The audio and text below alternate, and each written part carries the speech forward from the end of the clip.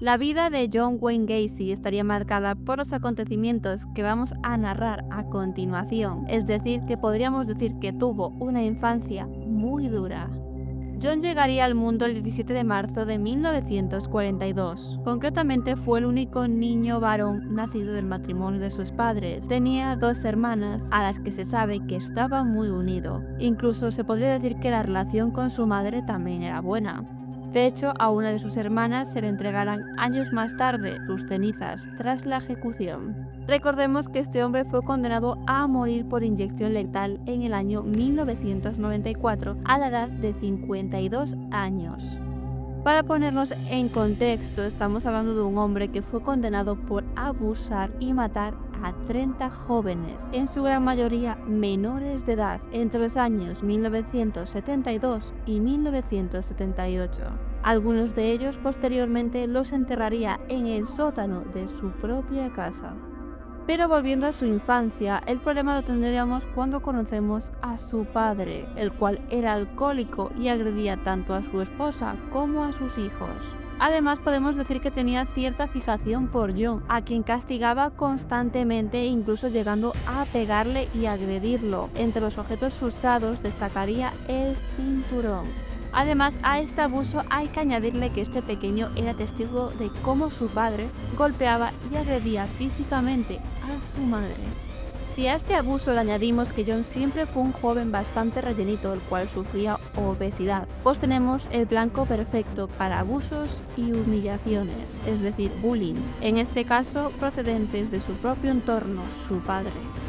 A pesar de todo esto, John siempre buscaba la aceptación de su padre, ser el hijo perfecto del cual sentirse orgulloso, pero esto nunca ocurriría. Este hombre, como decimos, tenía fijación por su hijo, hasta el punto de humillarlo e insultarlo. Entre los insultos podíamos destacar el de marica o maricón. Esta humillación más los abusos de los que era testigo en casa desencadenaría un problema que se vería reflejado a partir de su adolescencia, es decir, con el despertar sexual. Pero ya estamos adelantando bastantes acontecimientos, así que continuamos. Lo peor para este niño estaría por llegar cuando con tan solo 9 años sufrió abuso sexual de alguien cercano, concretamente un amigo de la familia.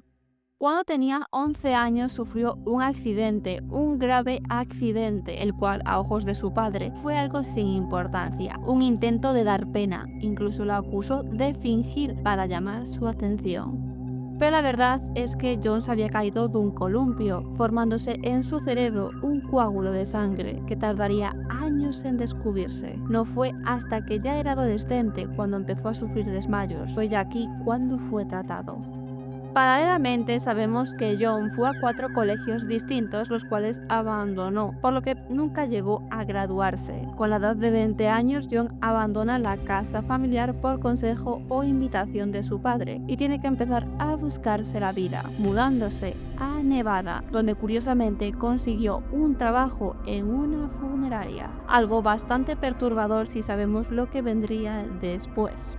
Fue aquí en la funeraria donde los instintos de este hombre despertaron al ver un cadáver de un joven fallecido en un accidente. John sintió la necesidad de querer tumbarse a su lado. Pero el trabajo en esta funeraria le duró poco, no más de 3 meses, por lo que volvería a casa, a Chicago. Tras su vuelta decidió ponerse las pilas y retomar los estudios, consiguiendo graduarse al fin.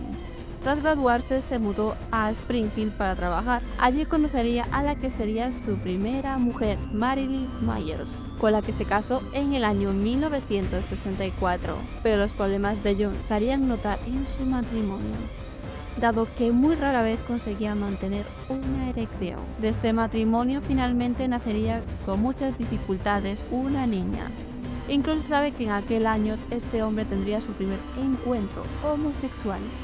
Todo comenzaría a enturbiarse ya cuando en el año 1968 fue detenido por abuso a menores, lo que acabaría con su matrimonio, dado que fue declarado culpable y debía cumplir una condena de 10 años, la cual se vio reducida a tan solo 18 meses por buen comportamiento, pero no volvería a ver ni a su mujer ni a su hija. Tras abandonar la prisión, se mudó a Illinois, donde consiguió ocultar su pasado y antecedentes, incluso llegando a casarse por segunda vez en el año 1972. Pero esta mujer terminaría por divorciarse de él en el año 1976. Por lo que al quedarse solo, su casa también, es decir, tenía el lugar idóneo para matar y torturar a esos jóvenes. A lo largo de los años siguientes, Gacy continuó secuestrando, violando y asesinando a jóvenes adolescentes en su casa. Muchas de las víctimas fueron enterradas debajo de su casa, lo que provocó olores y atracción de insectos. Gacy atraía a sus víctimas utilizando una variedad de tácticas, como serían ofrecerles trabajo, dinero o simplemente mostrando su amabilidad. Una vez que tenía a sus víctimas bajo su control, las sometía a actos de tortura y abuso sexual antes de asesinarlas. Las víctimas de Gacy eran generalmente estranguladas, a menudo con una cuerda o un cordón, el cual ataba alrededor del cuello. Además de los asesinatos, Gacy también se dedicaba a la violación y tortura de sus víctimas. Utilizaba distintos métodos para infligir sufrimiento, como golpizas, asfixia parcial y sometimiento a descargas eléctricas. Después de matar a sus víctimas, Gacy, como decíamos anteriormente, enterraba la mayoría en el sótano o bien en el patio trasero de su casa, aunque algunos de los cuerpos también fueron arrojados al río Des Plaines. En total se encontraron 29 cuerpos enterrados en su propiedad. El asesino tuvo varios encuentros cercanos con la captura. Incluso hubo una ocasión en la que una de sus víctimas logró escapar, después de ser golpeado con un martillo en la cabeza. Sin embargo, Gacy continuó con sus crímenes. Finalmente, la captura definitiva de Gacy se produjo en diciembre de 1978, después de la desaparición de un adolescente de 15 años, llamado Robert Pist, quien fue visto por última vez camino a una entrevista de trabajo en la casa de Gacy. Durante el registro de su casa se encontraron pruebas relacionadas con otras desapariciones, y Gacy finalmente tuvo que confesar sus crímenes a la policía, confesando haber asesinado a 33 personas, y proporcionó a la policía información sobre la ubicación de los cuerpos. Durante su juicio, su defensa argumentó que sufría de trastorno múltiple de la personalidad, pero fue declarado culpable de todos los cargos y condenado a pena de muerte. Varias de las víctimas de Gacy no pudieron ser identificadas en ese momento y quedaron sin resolver durante muchísimos años. Sin embargo, gracias a los avances tecnológicos, algunos de los cuerpos pudieron ser identificados en años posteriores. En 1998, durante las labores de reparación en el estacionamiento trasero de la residencia de la madre de Gacy, las autoridades descubrieron restos humanos de al menos 4 personas adicionales. En 2010 se volvió a reabrir el caso y se exhumaron los restos de 8 cuerpos que aún no habían sido identificados hasta ese momento.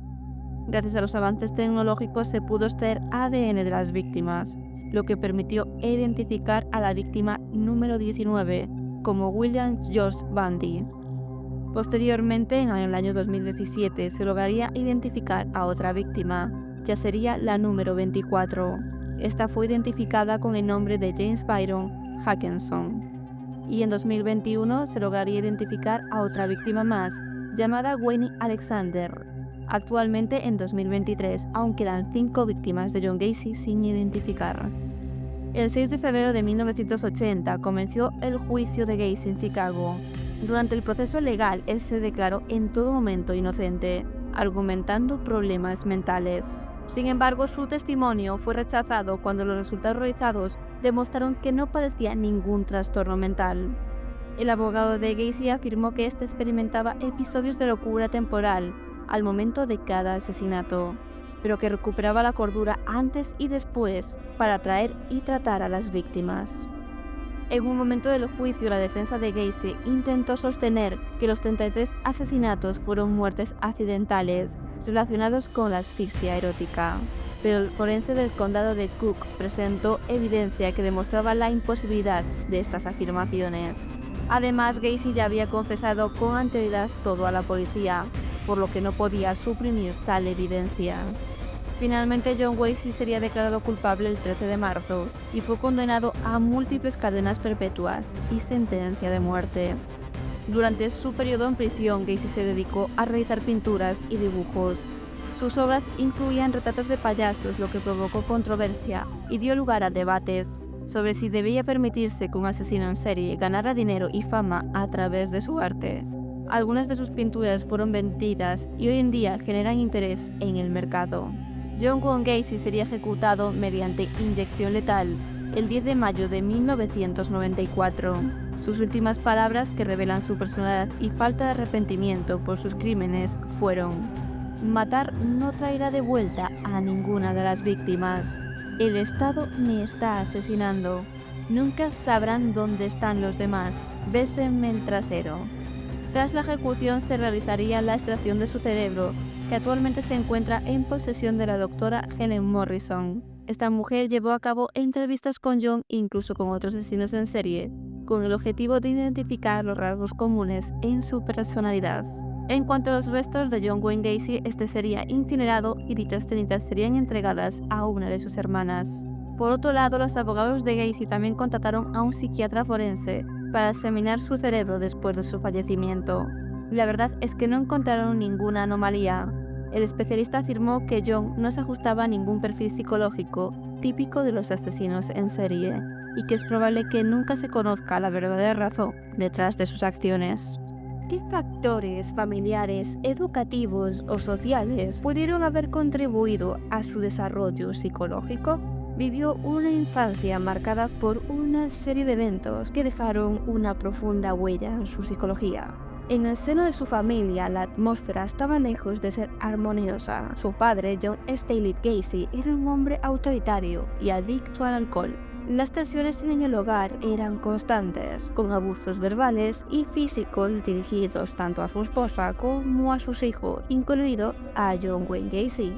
Esta hostilidad en el entorno familiar temprano podría haber contribuido al desarrollo de su autoimagen y a sus relaciones familiares.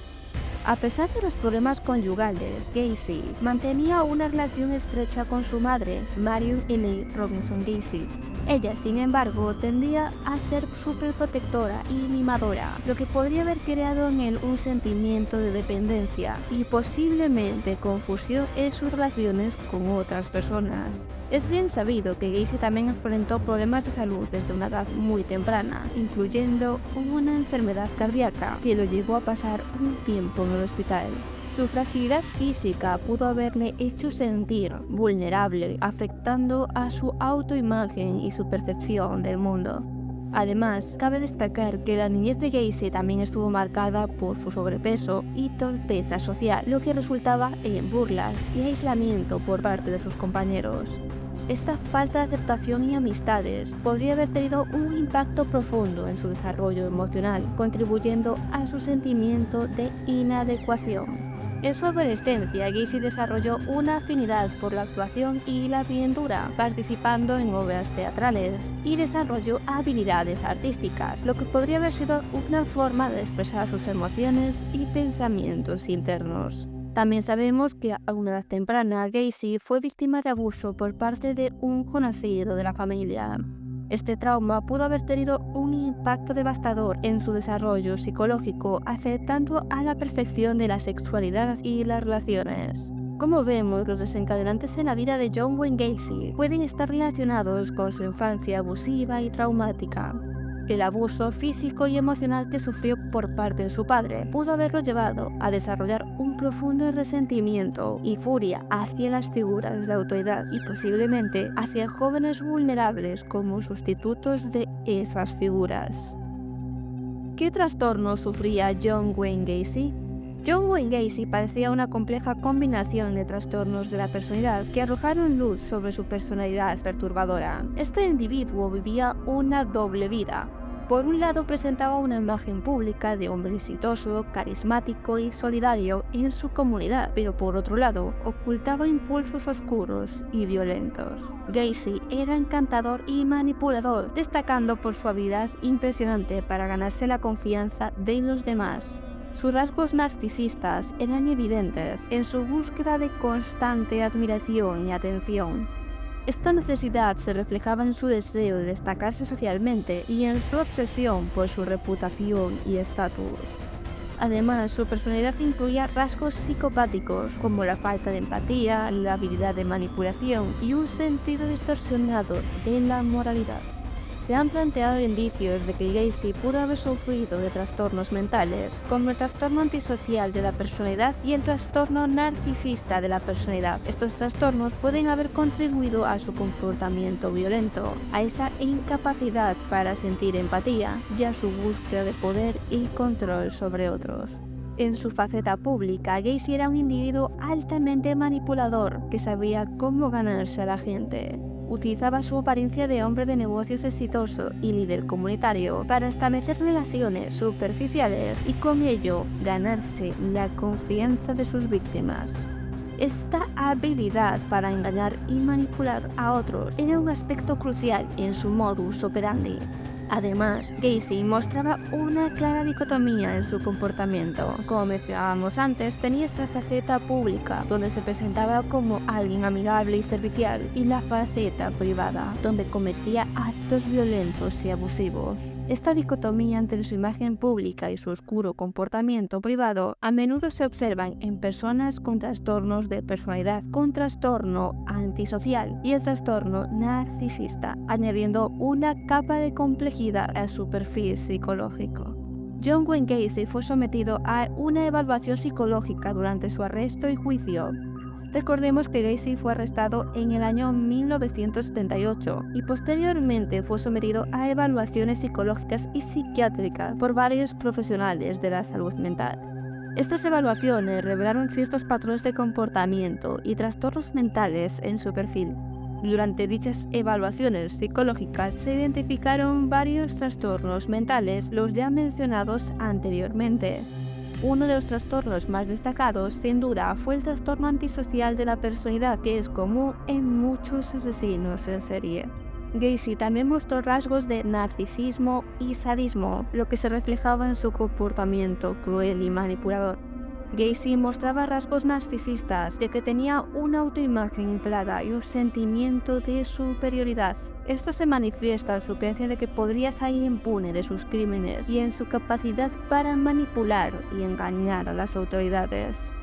Durante su detención y juicio, Gacy mostraba una comprensión limitada de la gravedad de sus acciones y la percepción pública sobre él. Esta falta de remordimiento del daño causado sugiere cierta desconexión con la realidad y una posible psicopatía. Gacy también fue diagnosticado con parafilias, que vendrían siendo desviaciones sexuales. Cometió una serie de asesinatos en los que abusó, torturó y acabó con la vida de numerosos jóvenes varones, lo que sugiere la presencia sin duda de trastornos parafílicos. El examinar su perfil psicológico nos puede ayudar a comprender la complejidad de la mente de John Wayne Gacy y cómo diversos factores contribuyeron a su comportamiento criminal y a la ocultación de sus oscuros impulsos bajo una máscara socialmente aceptable. Este análisis es esencial para intentar comprender las motivaciones y desencadenantes de sus crímenes. Y así concluye nuestro vídeo de hoy. Si te ha intrigado esta historia, te invitamos a seguir investigando y descubrir más sobre este misterioso criminal en nuestro canal de YouTube. Déjanos saber en los comentarios si te ha gustado este vídeo y de quién te gustaría que fuera el siguiente análisis. No olvides suscribirte, así como dar like si aún no lo has hecho, para no perderte nuestros próximos vídeos. Nos vemos la semana que viene.